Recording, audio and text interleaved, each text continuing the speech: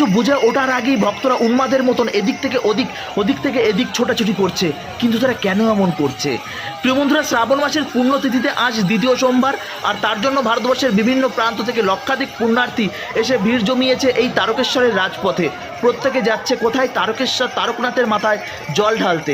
ভগবানের প্রতি ভালোবাসা, ভগবানের প্রতি শ্রদ্ধা, ভগবানের প্রতি আবেগ, এটা যদি দেখতে চান তাহলে তারকেশ্বরের রাজপথে আপনাকে আসতে হবে।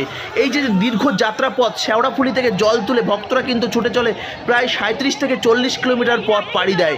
প্রত্যেকে খালি পাথে, মানে পুরো খালি পায়ে কিন্তু এমনভাবে ছুটে চলে সেই বাবা তারকনাথের মাথায় জল ঢালার জন্য। প্রিয় বন্ধুরা, দেখতেই পাচ্ছেন ভক্তরা উন্মাদের মতন যেন ছুটে চলেছে। কোথায় ছুটে চলেছে? প্রত্যেকের মুখে একই নাম, ভোলে বাবা পার করেগা, ভোলে বোম তারক বোম। যাচ্ছ কোথায়? বাবার ধামে। কি করতে? জল ঢালতে। ঠিক এই বুলি আপনারা শুনতে পাবেন এই তারকেশ্বরের রাজপথে।